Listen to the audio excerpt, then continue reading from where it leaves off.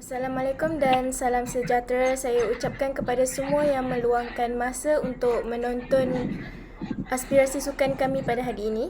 Pertama sekali, ingin saya perkenalkan diri. Nama saya Nur Aina binti Muhammad Sayud, merupakan moderator anda pada hari ini. Edisi hari ini kami menjemput saudari Nurul Huda binti Abu Bakar, iaitu atlet silat daripada UiTM Dungun. Seterusnya Muhammad Haziq bin Idris, mewakili atlet bola sepak daripada UiTM Shah Alam. Dan akhir sekali saudara Muhammad Amirul Aiman bin Sulaiman, iaitu atlet bowling daripada UiTM Shah Alam. Selamat datang dan terima kasih banyak kami ucapkan kepada para atlet yang sudi untuk bersama kami pada hari ini. Sebelum kami mulakan sesi soal jawab ini, boleh anda semua ceritakan serba sedikit mengenai pengalaman yang paling bermakna bagi anda, terutama dalam bidang yang anda ceburi, dan apakah pencapaian yang paling terbaru anda. Kita mulakan dengan panel kita yang pertama, iaitu saudari kita Nurul Huda. Hai, Assalamualaikum. My name is Huda. Merujuk kepada soalan Cik Aina, pengalaman yang paling berharga dan bermakna bagi saya, disebabkan saya dah participate dalam silat lebih kurang dalam 7 tahun, jadi banyaklah pengalamannya. Tapi yang paling saya suka adalah bila adanya training camp. Bila training camp, semua atlet dalam pasukan saya akan berkumpul, kita akan play around together, training dan sebagainya. Jadi itu adalah pengalaman yang saya rasa saya paling suka lah. Dan pencapaian terbaru disebabkan kita masalah COVID ya sekarang. So banyak program yang di-cancel, banyak aktiviti, banyak tournament yang di-cancelkan. Jadi yang terbaru sebelum COVID adalah saya diterima masuk dalam pasukan Sukma Wilayah dalam sukan silat. Itu yang saya pengalaman baru lah. Okey, kita teruskan lagi dengan saudara kita Muhammad Amirul. Assalamualaikum, nama saya Muhammad Aiman bin Sulaiman. Berdasarkan momen paling manis dalam karier sukan bowling saya dah main selama 7 tahun juga. So kenangan yang paling indah bagi saya adalah waktu saya umur 16 tahun. Waktu tu saya seeded untuk MSS PK, iaitu daerah dalam daerah. Waktu tu dia kata terbentangkan main seminggu lewat. So on that time saya dekat Thailand, saya pergi family holiday. Dan sekali manager saya call dan kata sorry, terima kena awalkan. So saya baru sampai on that day. Lepas tu dia kata akan main lusa. So saya balik daripada Thailand naik bas, tak sampai 24 hours saya dekat Thailand dan saya balik. Bola saya pun ada dekat rumah kawan saya. So saya stay out kat rumah kawan saya. Dan saya sampai lebih kurang 3 jam je sebelum tournament. So saya tidur dalam kereta dalam setengah jam nak pergi ke bowling alley tu. So saya sampai dan saya just try lah buat yang terbaik. End up dapat nombor 2 lah dalam hari tu. So latest achievement sebelum ada COVID ni adalah kita start PKP, lockdown adalah 18/3. So pada bulan Januari dan bulan Februari tu saya dapat 3 title, champion dekat Perak 2 kali dan runner up dekat Perak pun dapat sekali. So itu saja. Kita boleh teruskan dengan saudara Haziq Idris kita. Okey, saya Muhammad Haziq Idris. Saya mewakili sukan bola sepak. Pengalaman manis saya saya rasa pengalaman ni tak semua orang ada. Tapi saya pada umur 15 tahun saya mewakili ATM FA untuk bertanding di Piala Belia bawah 19 tahun pada umur saya 15 tahun. Okay. Time tu saya antara yang paling muda lah ketika itu. Kemudian kalau cerita pasal pengalaman banyak lah kan. Tapi Itu salah satunya yang manis bagi saya. Kemudian yang nada kenangan manisnya, saya diterima untuk ke mewakili Penang untuk ke Sukma Johor yang baru saja batal. And then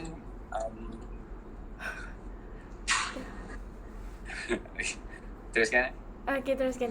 And then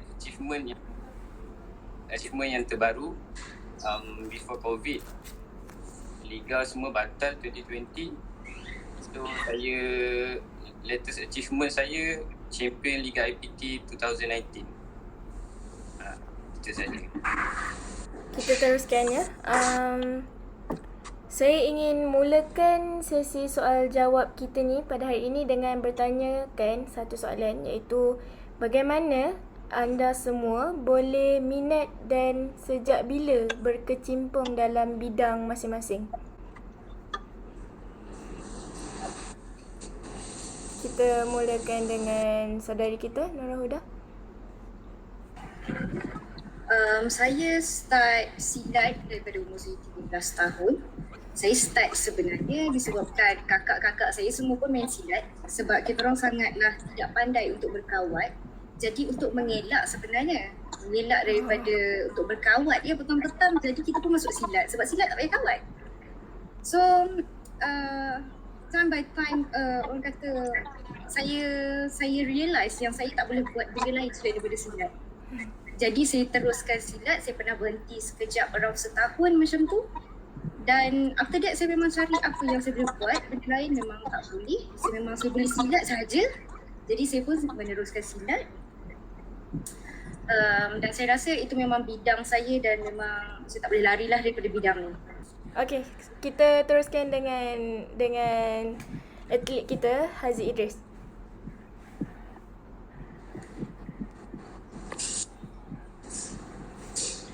Soalan apa ni? Oh, salah apa? Okay. Terus.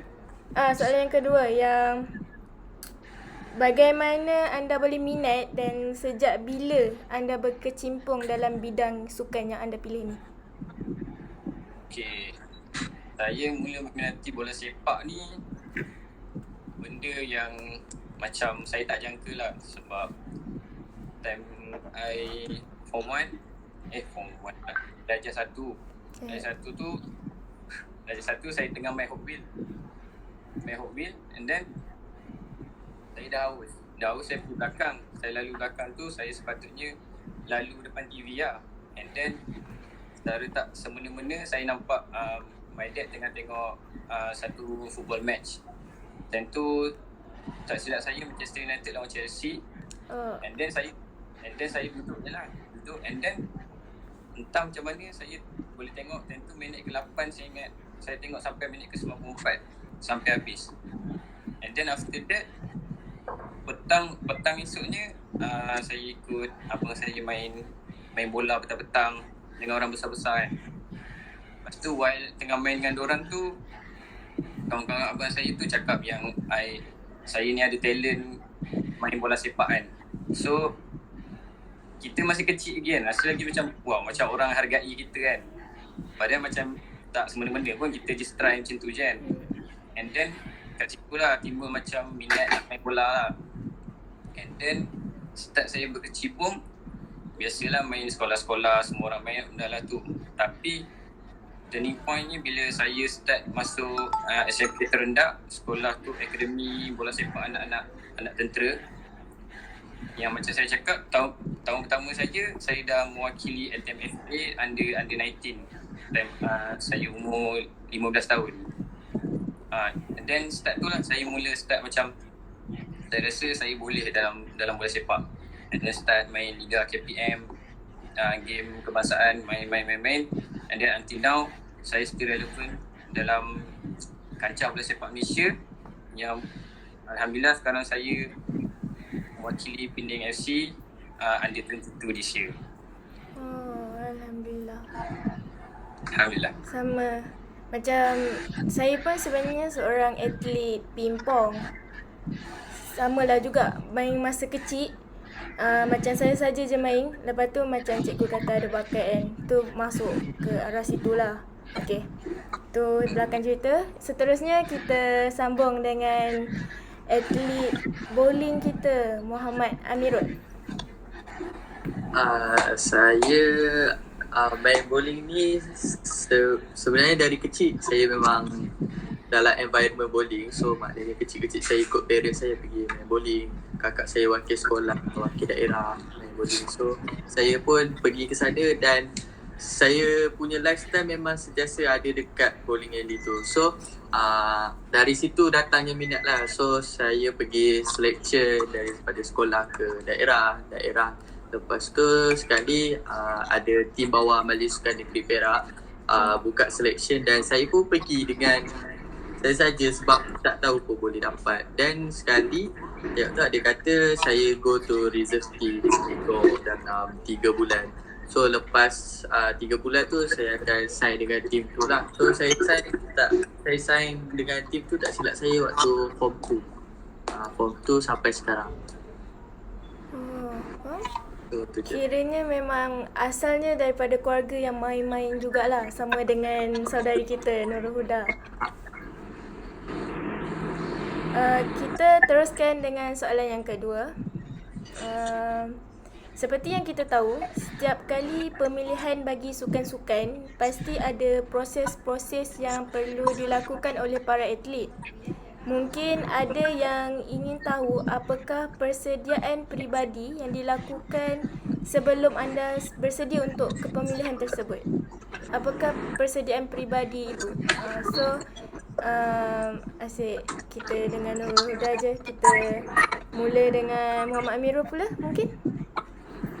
Okey, soalan tadi apakah persediaan peribadi sebelum anda bersedia untuk kepemilihan? Okey, waktu pemilihan tu saya dengan preparation yang basic equipment yang perlu ada dalam ke arah pada professional bowler.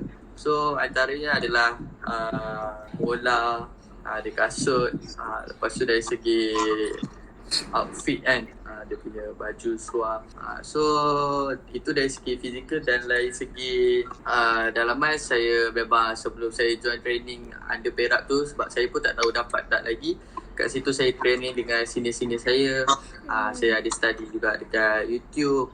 Dari segi bowling ni dia banyak main dengan mental kan. So saya banyak pergi pada game-game liga-liga sosial ni kan. Saya try main kat situ waktu saya form 1, form 2, game-game sekolah.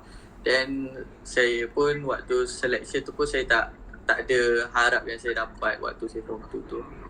Dan dari situlah bermula tengok-tengok dapat kan. Kat situ. Kita teruskan dengan saudari kita Nurul Huda. Silakan. Apakah persediaan peribadi saya ya? Saya nak spesifikkan sebab persediaan terlalu banyak. Jadi saya spesifikkan dekat pemilihan SUKMA. Waktu saya nak pergi pemilihan SUKMA tu, saya main 3 acara comeback dan juga acara seni. So memang agak struggle disebabkan masa yang suntuk sebenarnya. Saya bukanlah pilihan pertama daripada awalnya, disebabkan pilihan pertama tersebut tak boleh main. Jadi saya dimasukkan dalam untuk pergi pemilihan. Jadi memang sangat struggle di mana saya kena main 3 acara comeback, berpasukan dan juga solo. But saya rasa struggle tu memang pay off lah, di mana saya dapat 1 emas dan 2 perak. So daripada segi mentally memang agak burn out je sebab kita duduk masa tu saya belum study lagi. Jadi bila saya belum study lagi, saya duduk rumah. Bila saya duduk rumah, saya terpaksa berkejimpung dalam urusan-urusan rumah.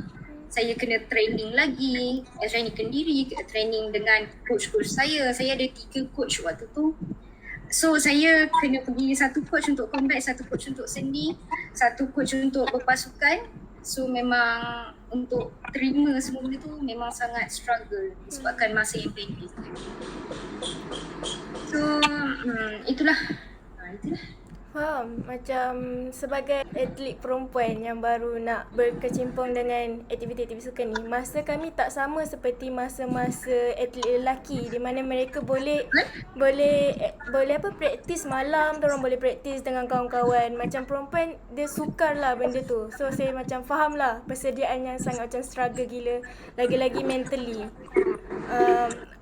Okay, kita teruskan dengan saudara Haziq Idris. Silakan. Okay, bagi saya preparation sebelum kita pergi ke any selection, saya amat pandang benda ni memang important gila lah bagi saya. Sebab macam kita nak pergi berperang kan, kita tak prepare apa-apa, kita tak ni kan, kita punya armor tak settle apa semua, lepas tu kita nak pergi berperang kan. So memang kita kalah lah. So macam saya punya preparation memang more kepada physical. Mental ada juga, tapi physical like macam saya buat extra training, strength, endurance, agility, whatever yang boleh menunjukkan saya menonjol ketika pemilihan tu. So saya cuba sampai baik. Sebab saya ni macam lain sikit dengan orang lain. Kadang-kadang pukul 2 pagi pun saya boleh workout. Saya macam kalau saya nak benda tu, saya akan cuba sampai sebaik. So preparation dari segi mental for sure. Sebab saya ni tubuh kecil. Saya ni kecil je. And then main di position defender pula. So banyak saya kena buat jumping training. Sebab defender mostly semua tinggi-tinggi.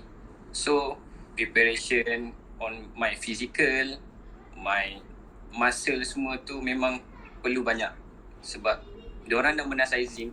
So saya kena menang dari segi saya punya technical lah. Means saya punya passing, vision and everything. So itulah saya punya preparations. Saya akan buat full schedule. Hari Senin buat apa, ni buat apa. So bagi saya preparation memang sangat penting lah. Lagipun sukan yang bermain as a team macam bola sepak kan, dia kan secara berpasukan. So untuk menonjolkan diri tu sangat perlu dalam persediaan sesuatu game tu, betul tak? Macam mungkin sebagai pemain yang individu, kita mungkin boleh berlawan dengan secara teknik sendiri-sendiri. So macam bola sepak, dia masih lagi bergantung dan bersaing dengan sesama tim kita juga sendiri. Ya, betul.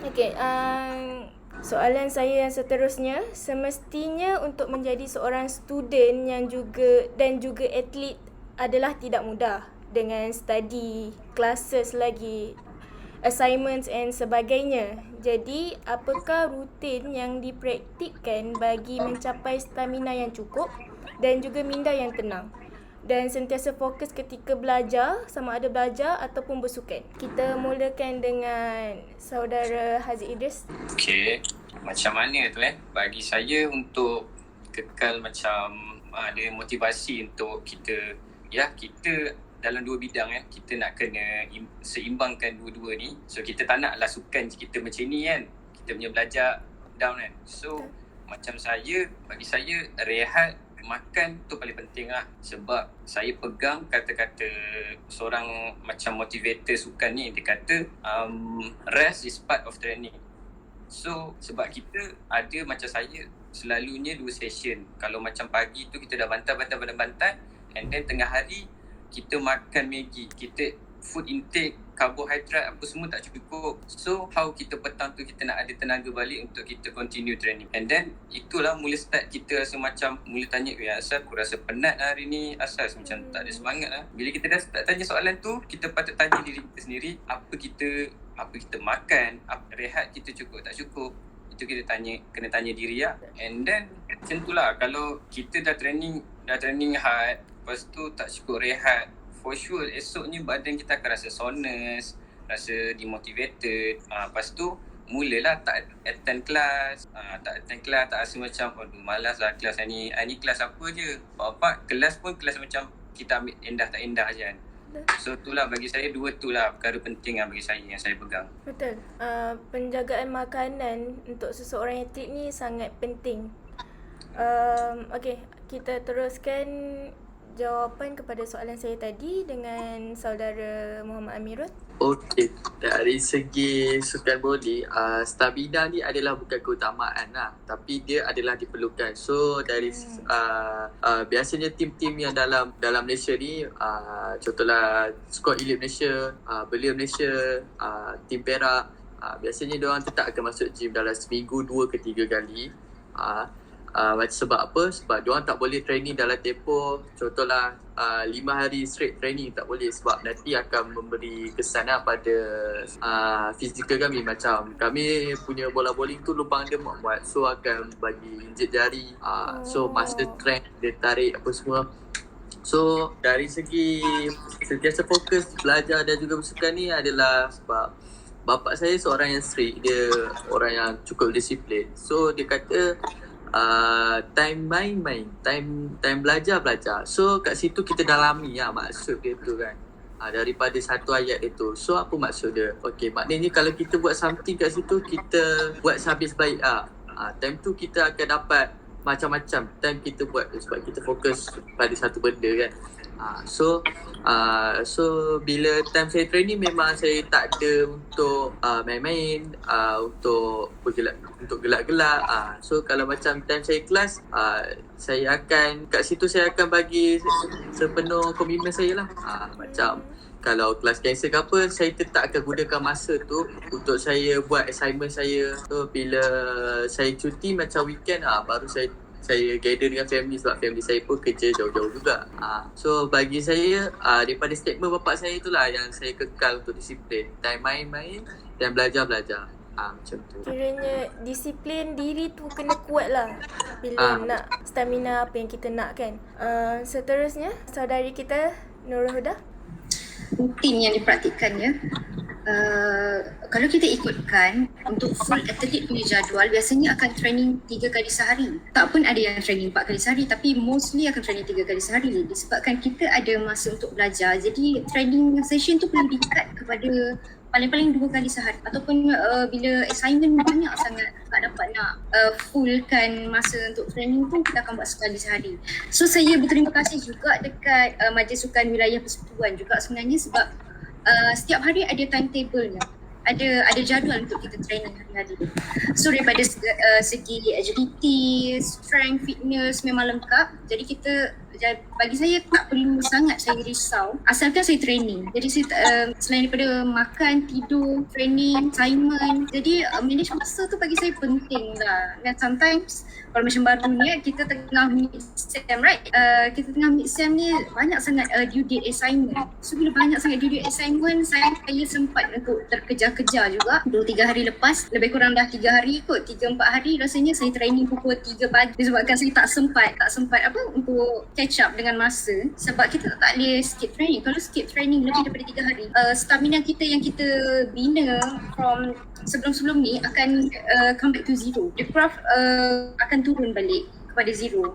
Jadi bila kita dekat atas, kita tak nak skip training. Kalau skip training memang habis, total loss. Memang kunci kepada stamina kita semua sebagai seorang atlet adalah disiplin diri, itulah yang penting. Macam mana kita nak manage masa kita untuk belajar, untuk bersukan dan untuk praktis tu sebenarnya amat penting. Dan semuanya berbalik kepada diri kita dan disiplin kita sendirilah. Okey, kita teruskan soalan kita yang seterusnya. Setiap apa yang kita ceburi atau lakukan, pasti ada halangan, betul tak? Jadi, apakah cabaran yang anda sentiasa lalui? Bagaimana anda atasinya? Dan apakah yang dipelajari dari setiap cabaran tersebut? Kita mulakan kembali dengan saudari Nurul Huda kita. Okey.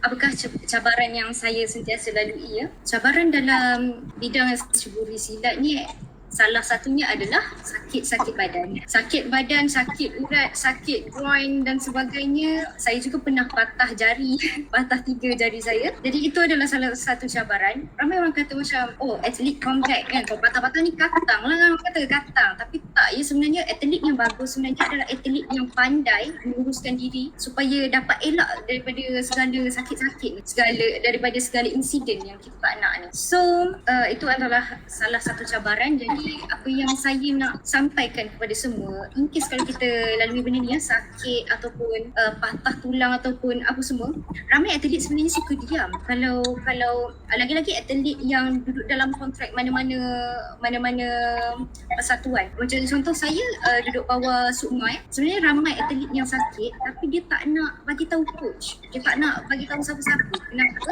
Sebab dia takut dia terbuang daripada tim tersebut. Jadi ini sebenarnya bawa risiko yang sangat besar. Kita simpan sakit tu dengan tak terurus sakit tu, pada hari pertandingan nanti kita yang sakit. Sakit satu tak apa. Kalau in case kalau kalah disebabkan sakit tu, kita tak boleh perform dengan baik, itu masalah bagi saya. Jadi saya sampaikan apa yang saya nak sampaikan. Kalau sakit, tolong recover dulu. Pertandingan ke apa ke, kita tolak tepi dulu. Tak apa. Ada rezeki kita dapat. Tak ada rezeki bukan rezeki kita, tak adalah. Tapi please take care yourself. Aina pun sangat bersetuju sebenarnya dengan para atlet yang dia dah sakit, dia dah injured, tapi dia tak boleh nak bagi tahu coach dia sebab dia takut masa hari pertandingan nanti dia orang tak dapat dipertandingkan. Sedangkan Betul. persediaan diri tu sangat penting. Macam mungkin bagi dia rasa dia seronok untuk bertanding, tapi dalam masa yang sama sebenarnya dia merisikokan nama yang dia bawa tu di dalam pertandingan tu. Kita teruskan lagi dengan saudara Haziq Idris. Silakan.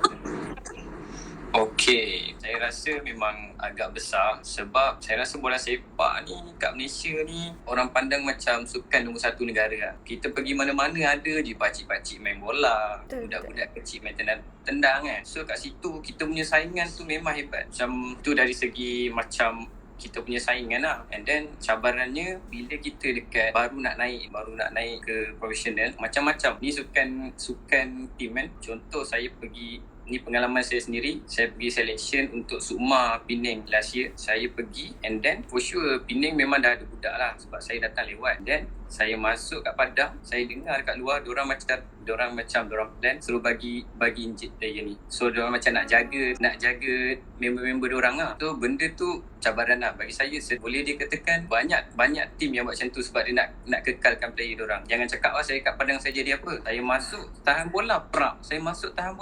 Tapi saya lagi orang cari saya lebih suka benda tu. So kat situ alhamdulillah lah, lepas tu memang rezeki saya kekal sampai hari ni dekat Penang. And then banyak kalau cabaran, kita pun student, kekangan duit satu hal. Kita student kan, saya pernah pergi selection ke Terengganu, saya bawa RM100 je. Saya dekat situ, saya tidur dekat Surau Petronas selama 3 hari. Nak main bola ni pasal. So saya banyak lah. Dari kalau saya cerita, saya punya cabaran banyak. Dari segi management problem kan. Gaji tak masuk 3 bulan. Banyak.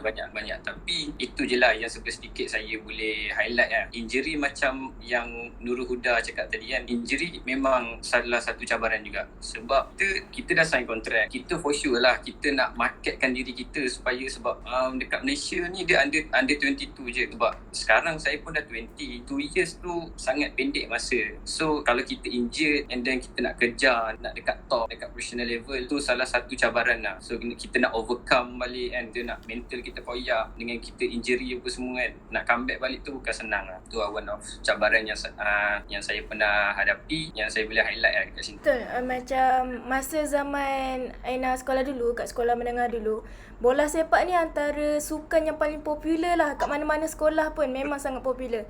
Macam dekat sekolah Aina dulu, padang sekolah kita orang merupakan antara padang terbesar dekat Gombak. So sekolah kita orang selalu jadi wakil tuan rumah untuk pertandingan bola sepak peringkat daerah. Lepas tu memang akan sentiasa berlakunya pergaduhan atas sebab player lain attack player lain untuk cederakan player-player tersebut. Memang benda tu sangat selalulah terjadi.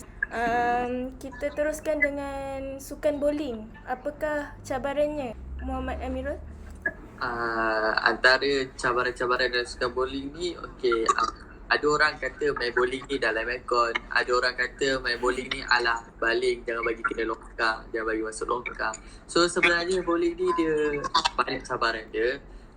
Dari segi, kalau korang nak tahu, kalau kita main bola yang swing tu, okay, dia panggil hook. Kenapa bola tu belok kat belakang? Sebab dia ada minyak tau. So dia punya ujian kat situ adalah macam mana kita nak adapt dengan lane tu nak kan.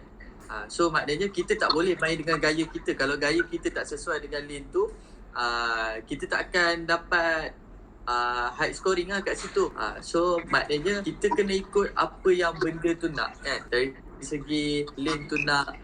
So dia punya ujian, cabaran dia adalah oily. Itu dari segi kita punya taktikal dan teknikal lah. So seterusnya adalah dari segi mental. Okay, bowling ni merupakan sukan yang perlu ada mental yang tinggi untuk kau adapt dengan cara permainan kau. Dari segi kesabaran, dari segi bila nak menonjol, dari segi ambil risiko besar. Contohlah pin yang split tu kan, better ambil satu ataupun kita cuba dua-dua. Kalau cuba dua-dua, risiko besar dia adalah bola kita akan kelongkar contohnya kan. So cabaran dia adalah kita kena pantas berfikir kepada unexpected things contoh benda-benda tak expect ni kadang kan, bila kita time nak baling tu lah, tiba-tiba kita ada bunyi bising kat belakang yang mengejutkan kita. Sebab main bowling ni orang kata walaupun orang kata main dalam bowling, tapi kena tahu bola kita orang berat berapa. Kita angkat dari segi teknikal dia macam mana kan. So bowling ni bukanlah sukan yang mudah yang akan merasakan sejuk sebenarnya. Kalau you dah main dari segi teknik yang betul apa semua, you akan faham lah sebenarnya aircon tu dummy je. Betul. So antara cabaran dia yang lain adalah tak semua bowling alley, lane bowling tu adalah sama. Okay, kalau kita main dekat Sunway Pyramid dia lain, kalau kita main dekat Endah Parade dia lain, contohnya kan. So dia ada jenis berbeza dan minyak berbeza. Kat situ kita kena adapt lah, dan benda tu dia tak akan konsisten. Minyak tu akan mengering. So ready for unexpected things lah. Kadang bukan salah benda tu, salah teknik kita. Kita salah baling ke kan. So itulah antara cabaran dia. Dari segi mental memang kena strong lah kalau main bowling. Jangan sekali kita dah tersalah buat, dan kita akan fed up, kita nak quit ke daripada tournament tu. Tak boleh. Kita kena atasi benda tu dengan kita strongkan mental kita. Kita panggil coach, macam mana saya nak main ni sekarang ni, angle mana saya nak baling, macam mana target. Kita boleh atasi benda tu dengan diri kita, tak apa orang lain support lah. Dari segi coach, coach kata tenang dulu, baca balik apa yang saya dah ajar, ingat balik. Tapi dah macam dalam sukan bowling ni, dia boleh makan dalam masa yang sama. Maknanya korang boleh ambil coklat ke. So kat situ boleh bantu kita untuk tenang lah dari segi mental. So itu saja. Aina pun sangat setuju dengan mental, cabaran mental kita dalam semasa pertandingan. Macam Aina sendiri pun kalau compete dekat satu hall yang ada dewan pingpong, ada dewan, meja dia akan pasang banyak tau. Macam 12 meja sekaligus diorang pasang, dan kita orang akan bertanding. Masa tu nak lawan dengan meja 1 pun rasa lain, meja 2 pun rasa lain. Nak kena sesuaikan diri sendiri dengan situasi meja-meja tu sendiri. So dia agak sukar lah sebenarnya nak mempertahankan mental kita. Kita beralih kepada soalan seterusnya. Siapa yang anda rasa merupakan someone you look up to, atau lebih mudah siapa yang menjadi role model yang memberikan anda inspirasi untuk menjadi seorang atlet yang terbaik? Kita mulakan dengan Haziq.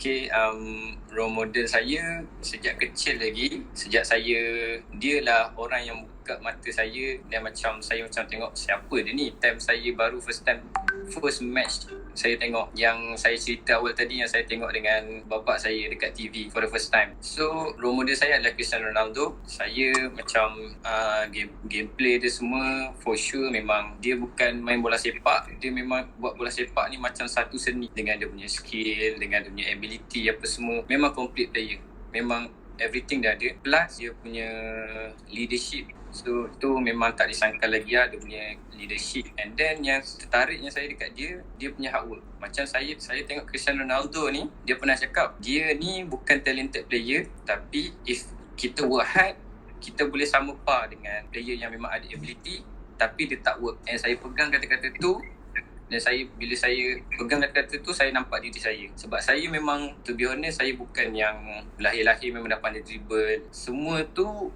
apa yang saya ada sekarang itu memang hasil kerja saya. Memang saya buat speed training, memang saya buat dribbling training, shooting training, technically training, apa semua. Sebab saya yakin dengan kata-kata role model saya yang hard work, big talent, and for sure dia punya disiplin memang kau-kau. Memang kalau saya nak follow pun memang tak terfollow lah saya dengan dia punya gaya hidup. Bangun awal pagi, start workout, and then dia punya food intake memang complete apa semua kan. Daripada kecil until now. Kita teruskan dengan saudara Muhammad Amirul kita. Okay. Dalam bowling ni, bagi saya role model saya adalah Syahli Zulkifli, macam semua orang kenal kan. Yang baru retire daripada tim Malaysia. Okay. Syahli Zulkifli ni dia mempunyai sesuatu sifat dalam diri dia yang lain daripada yang lain. Dia main dalam keadaan dia serius, dia garang, dia main dalam tenang, dia still boleh konsisten. Setengah orang kalau dia main dan menunjukkan agresif dia tu, kadang dia dah lost sikit dah kan. So Syahli Zulkifli ni dia memang mempunyai mental yang cukup lengkap lah kan. So any situation pun insyaAllah dia boleh handle, dan dia lah merupakan jago wanita dalam sukan tepi bowling ni. Dia main Malaysia sejak dia sekolah lagi sampailah dia umur 40 tak silap saya, dan dia retire daripada Malaysia dan dia go to professional bowling association yang game-game besar dekat Europe tu. Sekarang ni dia ada dekat Europe lah tak silap saya. So dia tu yang saya ingat waktu Sukan SEA Malaysia home hari tu, dia berlawan dengan seorang pemain Thailand kalau tak silap saya lah. Thailand ke Korea. Dan dia bowling ni ada banyak jenis lah. Ada orang main, dia tunjukkan mental dia tenang, dia relax. Walaupun opponent tu jerit-jerit, dia relax. Ada orang yang berbalas-balas jerit. Ada orang dia jerit seorang-seorang tapi macam tak ada apa kan. So waktu tu Syahli main psycho, dia tunjukkan agresif mental dia dekat opponent tu main relax je. Dia macam tenang apa semua. Then bila dah sampai ke hujung-hujung game, frame-frame akhir tu, kat situ boleh nampak kalau Syahli buat mistake, confirm terus kalah, terus tak ada gold medal. So kat situ Syahli dia menggunakan banyak konsep. Okay, waktu dia buat pre-shot routine kan, lap bola dulu, dia letak tangan dekat blower aircon tu kan, ada kat tempat bowling tu kan. Dia kat situ dia tenang, tapi bila the ones on the lane, dia dah tunjuk sikap agresif dia. Lepas dia baling tu, dia akan jerit ataupun dia akan lakukan apa-apa action yang mengganggu mental opponent dia. So waktu final Sukan SEA Malaysia waktu tu, dia perlu dapatkan 9 pin untuk jadi champion pada last frame tu untuk dapatkan gold medal. Dan nampak kat situ jatuh 8 last shot tu dia jatuh 8, dan tak sampai 1 second lepas tu datang satu pin untuk support, jatuhkan lagi satu. So kat situ dia dapat 9. Kalau dia dapat 8 dia seri. So waktu tu memang merupakan kita nampak lah Syahli ni dengan pengalaman dia gunakan pada masa tu untuk menjadikan seorang juara. Terima kasih saudara Muhammad Amirul kita. Kita teruskan lagi dengan saudari Nurul Huda. Berkongsikan. Role model ya. Role model saya sebenarnya tak look up untuk anyone untuk jadikan role model saya, tapi lately saya ada tersuka tanpa sengaja kepada Khabib Nurmagomedov, which is kita punya UFC player. Sebab saya lately dalam setahun dua ni sangat seronok tengok UFC. So saya a bit further lah kita minat kat dia kan. So daripada Khabib Nurmagomedov ni, apa yang saya belajar adalah it is all about the religion things. Saya rasa one of them adalah don't let money get into your mind. Sebenarnya sebabnya saya pernah dalam situation di mana saya main dan saya tidak dibayar untuk 3 bulan ya, sebab saya punya kemenangan di-deny oleh sesetengah pihak. Jadi 3 bulan saya punya gaji tak masuk. Jadi time tu saya rasa sangat macam orang tak bayar aku, buat apa aku nak training kan. That kind of mindset at that time. Jadi bila look up untuk Khabib Nurmagomedov, tentu saya nampak a lot of quotes yang dia sebut apa semua. Saya rasa saya sangatlah teruk untuk have that kind of mindset sebagai atlet. So I keep changing myself step by step, sebab orang kata apa, kita hidup kena sentiasa belajar, kita tak pernah sentiasa ada di atas. Kalau kita rasa kita terbaik, ada orang lebih baik daripada kita. So saya rasa itulah some of them memang daripada Khabib Nurmagomedov lah. And another thing yang saya rasa saya memang interest gila adalah saya selalu look up to champion kepada satu kategori tu. Contoh, in case kalau saya main combat macam dulu, combat klasik, saya tengok siapa yang selalu menang at that time dekat musim-musim tertentu macam tu. So memang saya macam, kalau dulu saya sentiasa ada perasaan yang macam bapak hebat siap bapak, macam mana aku nak lawan dia ni kan, ada perasaan tu. Tapi orang kata makin lama kita ubah mindset tu, macam memanglah kalau dia boleh buat, aku boleh buat, something like that. So sentiasa look up to someone yang lebih tinggi daripada anda. Kenapa? Untuk jadi orang yang lebih tinggi, kita kena tengok siapa yang di atas. Jangan tengok bayi-bayi kita ni. Jangan tengok yang macam setakat kita nak lawan untuk game ni, kita tengok orang ni je.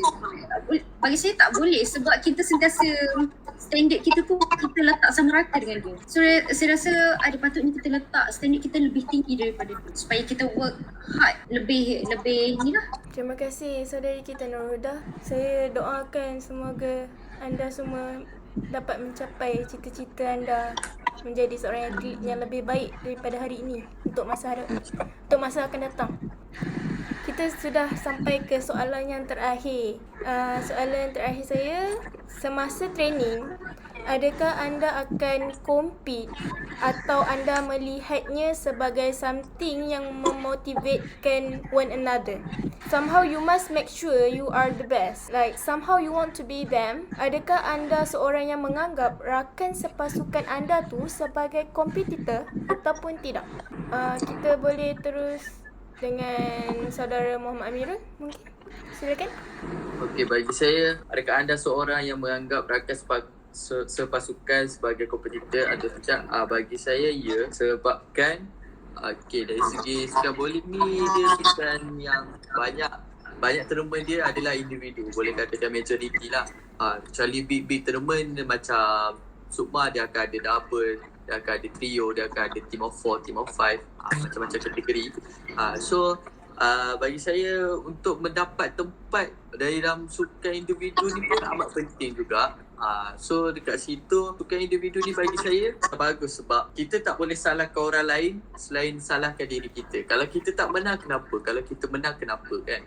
So kita kena, everything yang berlaku kita kena ambil, walaupun benda tu buruk atau baik, kita kena tahu apa hasil dia, apa yang kita boleh perbaiki kat situ. Bagi saya memang ada saingan jugalah dalam sukan bowling ni antara dalam teammate tu. So kat situ kita boleh tahulah siapa yang terbaik kat situ. So kita hanya teruskan usaha untuk jadi yang lebih baik. Terima kasih atas perkongsian saudara sebentar tadi.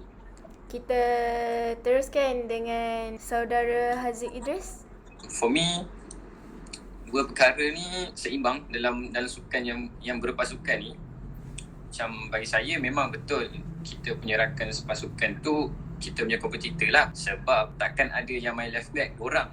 Each position akan main seorang-seorang, midfielder je akan main 3 orang. So memang kita punya teammate tu adalah kompetitor kita lah. Macam bola sepak ni, dalam satu position, dalam satu team, dia sekurang-kurangnya ada 2 orang ke 3 orang dalam satu position. So bagi saya, apa yang saya pegang, kalau macam saya tak boleh fight tempat tu dekat dalam team ni, macam mana saya, impian saya tinggi ni, impian tinggi, tapi nak fight teammate pun tak boleh. So macam bagi saya, betul apa tu teammate ni kompetitor kita lah, tetapi dia juga kita boleh macam advise each other lah. Macam saya sendiri, saya jenis orang yang open. Saya tak kisah orang nak tegur saya ke apa kan, tapi benda yang baik saya ambil lah. So macam saya, macam bola ni dia akan separate training macam attackers and defender. Saya baru je lagi main di position defender ni, di defend kiri, and then baru je lagi, and then main dekat tournament yang agak besar, yang lagi satu tahap lagi nak ke profesional.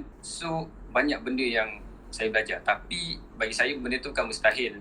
walaupun saya baru je, kira macam tak sampai setahun pun main position ni. At the same time, saya bagi tahu saya punya kompetitor tu untuk tegur saya. If saya ada salah dari segi positioning, reading, everything, saya jenis open. Saya cakap, apa nak tegur aku. Aku tak kisah pun. Benda baik aku ambil, benda yang tak tu aku letak tepi. Tu saya punya pandangan lah. Saya sendiri pun setuju yang teammate kita pun boleh jadi kompetitor dan boleh juga jadi orang yang support kita the most. Kita teruskan dengan saudari kita untuk soalan yang terakhir, iaitu saudari Nurul Huda kita. Bagi saya, rakan sepasukan memang kompetitor.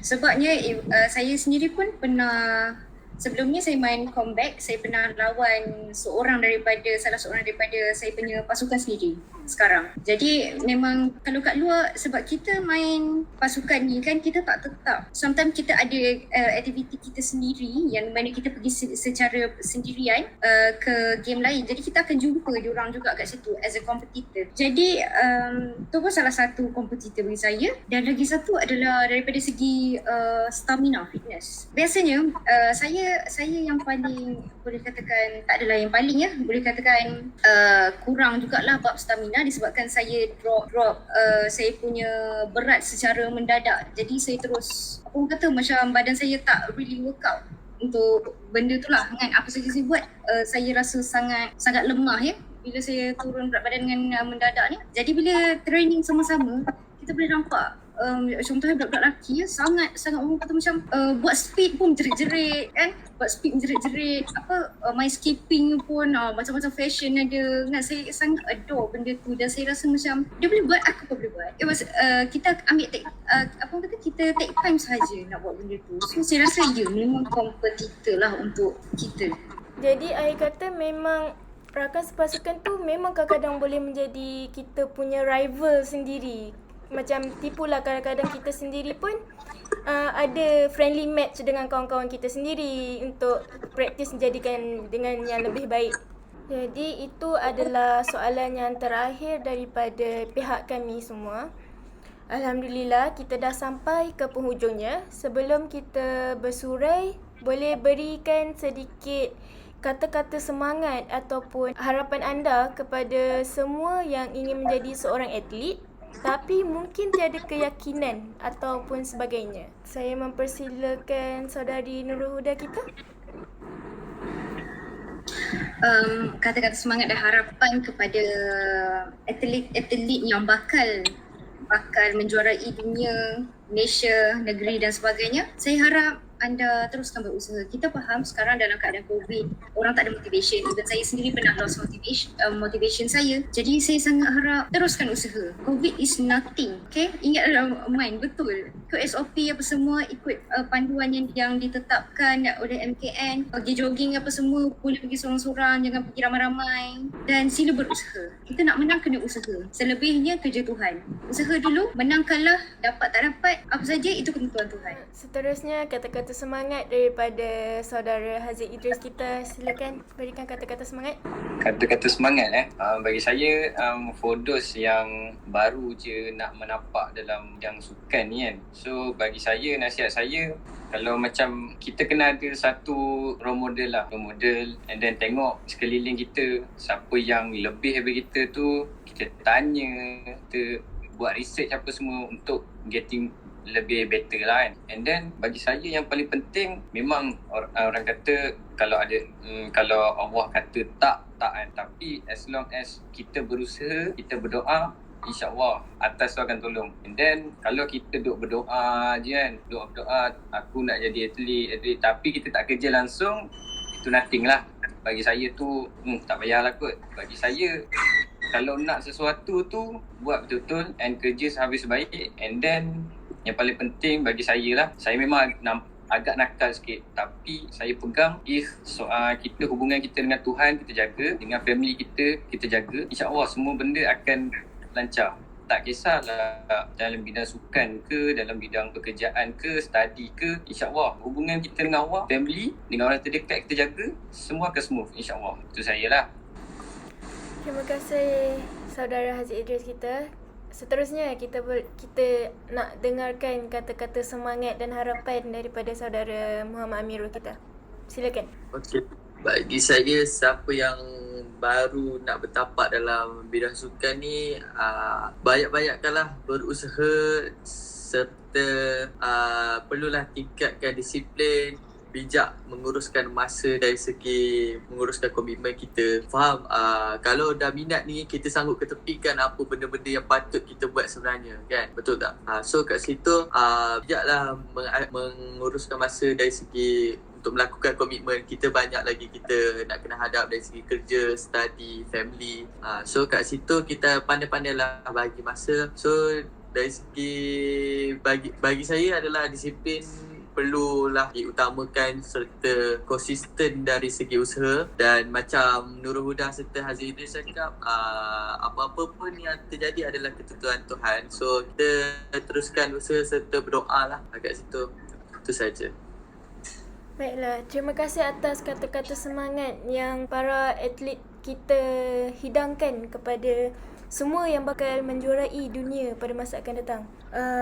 Akhir kata, kita sudah sampai ke penghujung program kita. Ia sangat menyeronokkan dapat berkongsi pengalaman para atlet kita pada hari ini. Dan sejujurnya saya sendiri mengkagumi macam mana anda semua boleh bersemangat dalam sukan dan bidang sukan yang anda ceburi pada hari ini, dengan semangat yang anda lemparkan pada malam ini. Dan semoga perkongsian ini dapat menjadi satu asbab bagi orang-orang lain untuk mencuburi bidang sukan tanpa rasa takut dan lagi semangat untuk bersukan. Jadi kita sudah sampai ke akhirnya. Saya ucapkan terima kasih sekali lagi kepada panel kita, Saudari Nurul Huda, Saudara Haziq Idris dan juga Muhammad Amirul. Terima kasih atas kesudian anda semua bersetuju menjadi atlet undangan pada tahun ini. Akhir kata, saya tutupilah program kita ini dengan Al-Fatihah dan Suratul As.